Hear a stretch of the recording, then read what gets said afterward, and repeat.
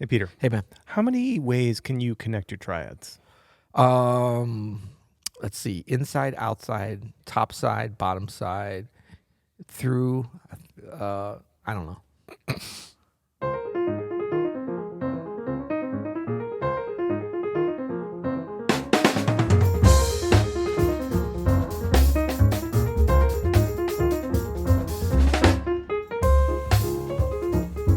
I'm Adam Maness. And I'm Peter Martin. And you're listening to the You'll Hear It podcast. Daily jazz advice coming at you. Coming at you today, sponsored by Open Studio. Go to openstudiojazz.com to check out all of our courses. We've got tons of great courses.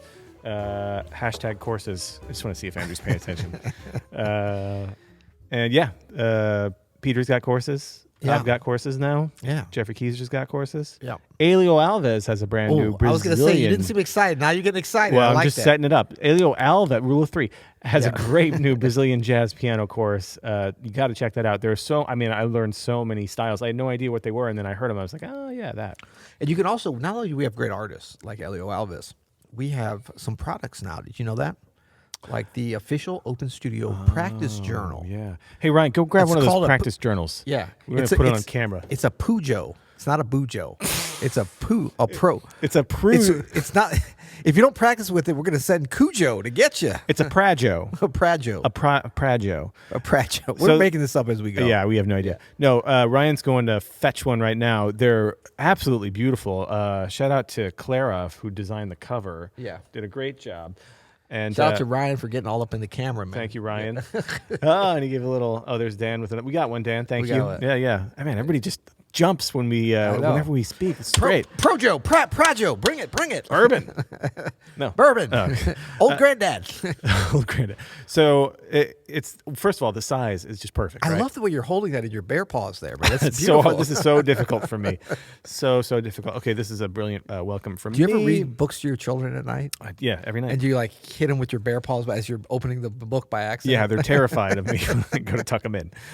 So it starts out with like a log for tunes to learn, for concepts to learn, but then we get into 52 weeks where if you're on YouTube here, you can kind of see. Yeah. Well, you know what? I can do a little audio description of it. Go ahead. You've got scales. Yep. You've got tunes. Ooh, all your keys. You've got rhythms. Monday through Sunday.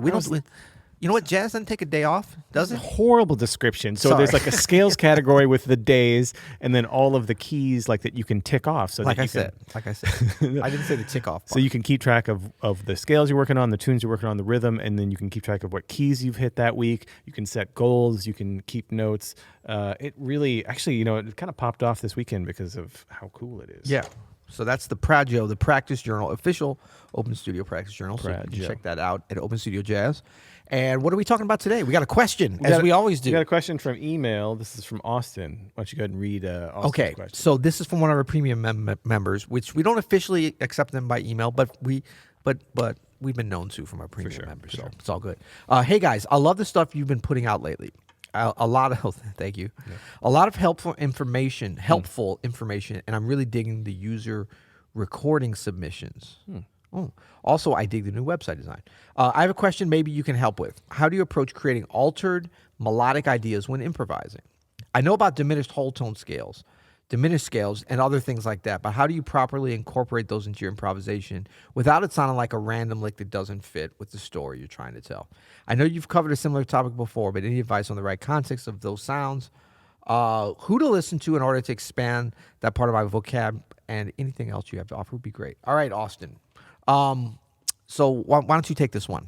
Yeah. So you know what? I for some reason I was under the impression that he was talking more about out stuff, but it sounds to me like he's just talking about altered ideas. Is that what you're getting out of this?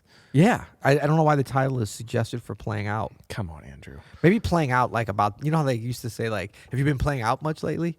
We think of that as like, are you screwing up like the changes and playing random avant-garde stuff? But people used to mean playing out like going to sessions and stuff. Yeah. Well, you know what? I had a little spiel prepared about playing out, and Austin's question is about altered. I think we could do a little bit of both. Okay. Because they both kind of work over dominant chords. So specifically like an altered sound, which is, I think, like you talk about the diminished scale and the whole tone scale, but that's not really an altered sound.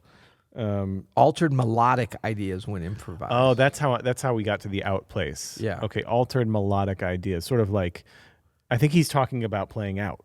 Right? I thought I knew what he was talking about, but you got me totally confused, I'm man. super confused right now. You spun it on my head, All man. right, we're just going to go with what? Let's talk about how to play a blues. How about that? All right, Austin. We're going to cover how to play all. These are definitely altered melodic ideas because this is George Garzone's Triadic Chromatic concept, and this is where I was going with this originally. But this is a way to play out without connecting to the chord at all, which is a really difficult, challenging thing to start with, but it can be very freeing once you kind of get it. And the beauty about this concept is it starts off very simply, and then it gets really, really complex the deeper you go. And it's basically, we're connecting triads via a half step. And there's only one rule. The rule is they have to be connected via a half step, and you can't do the same inversion twice in a row, right? It does not matter what notes are in the chord, which is why this is the first way you can really get out of. Yeah. Pete's face right now is terrified. It's not the melodic idea; it's the M audio key station that's got me terrified. Oh yeah. Okay, so let's take an example here. So if I want to just start with, I'll just pick a random triad. I'll pick E. So E, G sharp, B, and then I can either go up a half step or down a half step, and I'll go up to F, and so I'll do the triad of F in the second inversion. Right? And then from this A, I can either go up or down. I'll go down, and then I'll do G sharp. Now, I could do E, but that's the same inversion, so that's against the rules. So I'll go down in A flat. Right? So E, F, A flat. So we've linked 3 triads. Oh, he's putting in this practice journal as a practice. We've linked 3 triads, 3 major triads. Oh, yep. I did it wrong. And we got this really great sound. And you could just keep going on this. It gets really challenging. Especially now when you realize that you can switch tonalities. You have major triads, minor triads, diminished triads, and augmented triads. Yeah. So from the E, if I wanted to do, instead of F, let's say I wanted to do C augmented. Ooh, now we're getting into some colors. And after that, C augmented, which ends on a G sharp, maybe I'll go to A and I do an A diminished. Look at that. I hate A though. Ugh. Yeah. But so this is like a simple way at first to really get outside of the triads. And I remember now why I picked, or outside of the harmony, and I remember now, Austin, why I picked this for you, because you had said you were feeling like, you know, when you did these altered melodic ideas, that it was just felt random and that you wasn't very confident.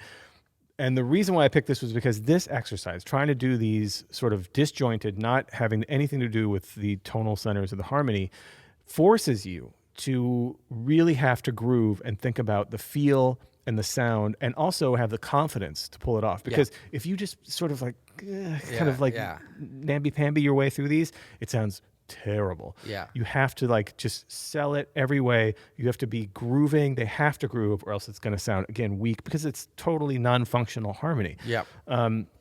So I've been doing these for years and years and years. And you know what? They come out in my playing every so often. It's a weird thing because I don't have that kind of relationship with playing outside the changes that another musician who's maybe more like apt to do that. You know me. I like a lot of inside baseball. Right. I like a lot of sweet.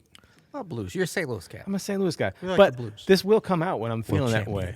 When I need something like this, I can pull that off, and that feels great. So I would start with that. Just start by linking triads by half step. Make sure you don't repeat the same inversion twice. Yeah. And then start getting more complicated by doing major chords, minor chords, diminished chords, augmented chords. You can even then start, instead of going linearly in a linear fashion. In a linear fashion. There you go. You can start breaking it up like that. That triad is the F triad instead of up.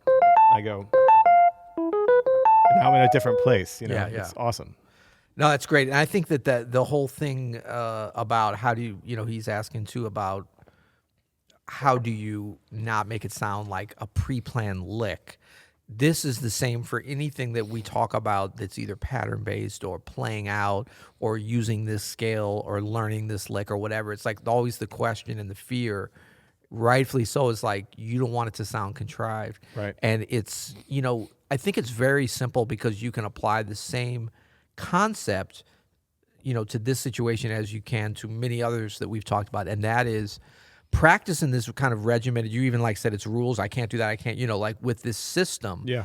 Practice and listen. Number one, listen as you're practicing, so that you're incorporating this, getting that muscle memory going, and learning what these sounds is. And then never. I don't want to ever hear anybody saying, I'm going to go into the Adam Maness, George Garzone, what is it called? Triadic. Chromatic concept on a solo. Yeah. Let it come out naturally. That's trust the process. Totally. Trust the system. That's how it doesn't sound contrived. Then if you never plan it, so what it is people feel like, oh, I bought this cute new dress and I got to wear it. Right. Right. Wear it at the right occasion, though. Don't wear it to the grogrocery store at 7 in the morning. Let it happen. Just because you're excited about it. Yeah. Every time I've tried to force this into a solo, it's a total catastrophe. It just doesn't, because it doesn't land, right? But on the flip side, every time I just let it happen as it wants to happen, it's always killing. Yeah. And so and I think that's a lot of stank face from this. A lot of stank face, if properly applied. If not, you can get some stink face, which is not a good look. Yeah. Well, this is good. Great stuff. And so I think too, because he was asking about scales and you didn't really address that. That's okay. But the idea would be maybe these are things, if you deal with them in kind of an organic way, that you can link up with scales in your melodic playing, right? Isn't that allowed? I mean, I know not for practicing this thing. Yes, absolutely. So if you are playing,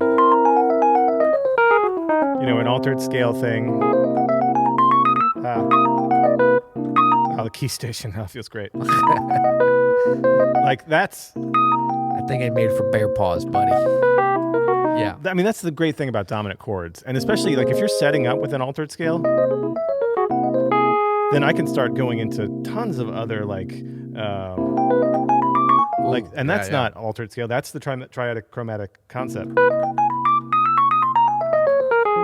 What I love about anytime you play out and you use it's like the dichotomy of the most solid, easy to understand for anybody melodic concept, which is a triad. Right. Like that is such a foundational sound. Any of the triads. Oh yeah. But now you're applying it to playing out is a great way, kind of entry point to get there, to bring the audience in. When you take two really out concepts, it's very difficult. Say playing out of time and then playing out of the harmony, and you have to link that up with your melody. You know what I mean? It's the triad might be the only thing that could pull that off. Oh yeah, the triad you can literally just. Yeah, it gives some people something to hold on to. Yeah, it doesn't matter if it's in it or not. So, I mean, this is really why it works. And yes, you can link it up with any scales, with the whole tone. Yeah, and that's what I was thinking too. You go up and then bam, come down with the triads. It's a great way to get out of it. And like I said, it doesn't matter what the notes are on the chord. It's just that shape of the triad and stringing them together helps solidify it. Oh, yeah. We like it. Good stuff. All right. Thanks, Austin, for the question. Folks, can folks ask questions? I feel like we're restricting now. I feel bad. I know, yeah. I mean, I love our premium members. Yeah. Well, everyone could become a premium member. That's right. If you go to openstudiojazz.com/memberships, I think. Is that where it is? You can also go to you'llhearit.com. Oh, that would be easier. Yeah. You'llhearit.com. Just go to you'llhearit.com. If only we had a website for this. I was going to say, go to the podcast page, and there's a way to sign up for the premium. Support the podcast. You get the extra bonus content at the piano with the PDFs. You get the archive, the whole. People love the PDFs, man. Shebang. Yeah.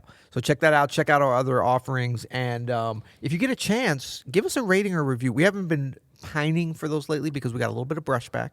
I shielded you from it. Your young virgin ears. I didn't want you to hear about it because I know you're a sensitive cat. So see, you play sensitive songs, and I didn't. Part of my job here is to take the heat, but we did get a little bit of brushback. We stopped asking for ratings or reviews, so we stopped. But now we're asking again. Non-premium members. I was gonna say, yeah. But basically, just give us a thumbs up, or you know what, give us a thumbs down if you don't like what's happening. But then again, why are you here? We're not forcing you to be here. If you don't like it, leave. That wasn't very nice of me, was it? It was like I like the dichotomy of your beautiful, friendly chords and my mean comments, man. You know. I like scoring your end of show rants. This is great. Good. Well, till tomorrow. You'll hear it.